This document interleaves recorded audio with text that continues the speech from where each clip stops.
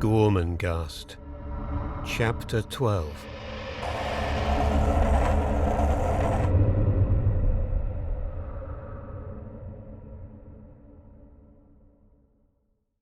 A roof of cloud stretching to every horizon held the air motionless beneath it, as though the earth and sky, pressing towards one another, had squeezed away its breath. Below the cruddled underside of the unbroken cloud roof, the air, through some peculiar trick of light which had something of an underwater feeling about it, reflected enough of itself from the gaunt back of Gormenghast to make their herons restive as they stood and shivered on a long-abandoned pavement, half in and half out of the clouds. The stone stairway which led up to this pavement was lost beneath 100 seasons of obliterating ivy, creepers, and strangling weeds. No one alive had ever struck their heels into the great cushions of black moss that pranked the pavement, or wandered along its turreted verge, where the herons were and the jackdaws fought, and the sun's rays, and the rain, the frost, the snow, and the winds took their despoiling turns. There had once been a great casement facing upon this terrace. It was gone. Neither broken glass, nor iron, nor rotten wood was anywhere to be seen. Beneath the moss and ground creepers it may be that there were other and deeper layers, rotten with antiquity, but where the long window had stood, the hollow darkness of a hall remained. It opened its unprotected mouth midway along the pavement's inner verge.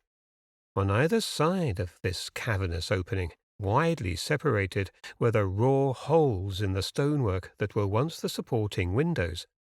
The hall itself was solemn with herons. It was there they bred and tended their young. Preponderantly a heronry, yet there were recesses and niches in which by sacredness of custom the egrets and bitterns congregated. This hall, where once the lovers of a bygone time paced and paused and turned one about another in forgotten measures to the sound of forgotten music, this hall was carpeted with lime-white sticks.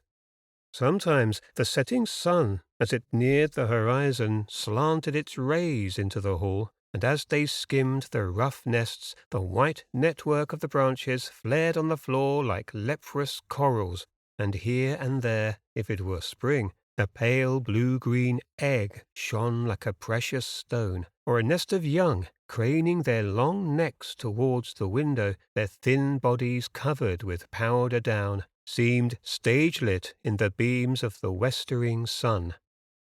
The late sunbeam shifted across the ragged floor and picked out the long, lustrous feathers that hung from the throat of a heron that stood by a rotten mantelpiece, and then a whiteness once more as the forehead of an adjacent bird flamed in the shadows. And then, as the light traversed the hall, an alcove was suddenly dancing with the varied bars and blotches and the reddish-yellow of the bitterns. As dusk fell, the greenish light intensified in the masonry. Far away, over the roofs, over the outer wall of Gormenghast, over the marshes, the wasteland, the river, and the foothills with their woods and spinneys, and over the distant hazes of indeterminate terrain, the claw-shaped head of Gormenghast mountain shone like a jade carving. In the green air the herons awoke from their trances, and from within the hall there came the peculiar chattering and clanking sound of the young as they saw the darkness deepening and knew that it would soon be time for their parents to go hunting. Crowded as they had been in their heronry, with its domed roof, once golden and green with a painting, but now a dark, disintegrating surface, where flakes of paint hung like the wings of moths, yet each bird appeared to be a solitary figure as it stepped from the hall to the terrace. Each heron, each bittern a recluse, pacing solemnly forwards on its thin, stilt-like legs. Of a sudden in the dusk, knocking as it were a certain hollow note to which their sweet ribs echoed, they were in air, a group of herons, their necks arched back, their ample and rounded wings rising and falling in leisurely flight. And then another, and another, and then a night heron with a ghastly and hair-raising croak, more terrible than the unearthly booming note of a pair of bitterns, who, soaring and spiralling upwards and through the clouds to great heights above Gormenghast, boomed like bulls as they ascended. The pavement stretched away in greenish darkness. The windows gaped, but nothing moved that was not feathered. And nothing had moved there, save the winds, the hailstones, the clouds, the rainwater, and the birds for 100 years. Under the high green clawhead of Gormenghast Mountain, the wide stretches of marshland had suddenly become stretches of tension, of watchfulness.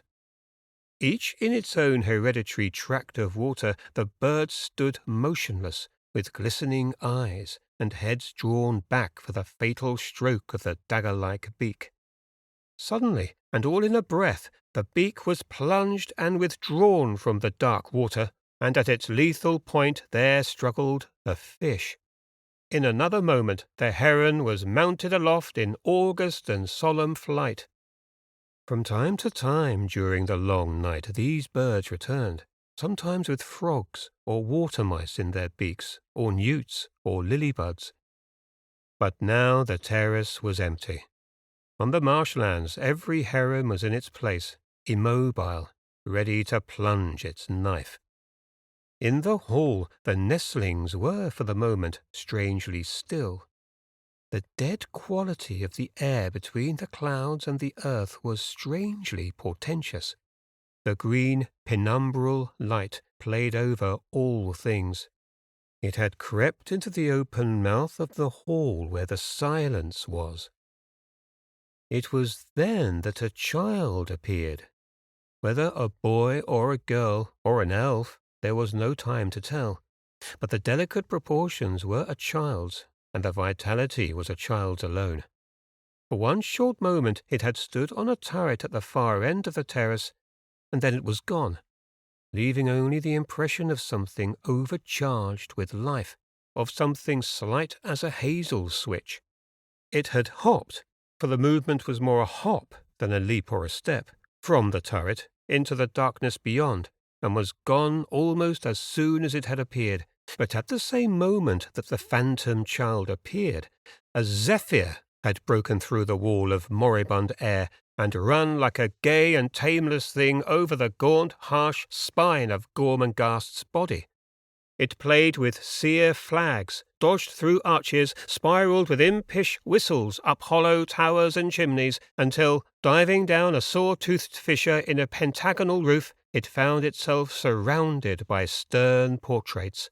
100 sepia faces cracked with spiders' webs, found itself being drawn towards a grid in the stone floor and, giving way to itself, to the law of gravity and to the blue thrill of a downdraft, it sang its way past 7 stories and was, all at once, in a hall of dove-grey light, and was clasping Titus in the noose of air.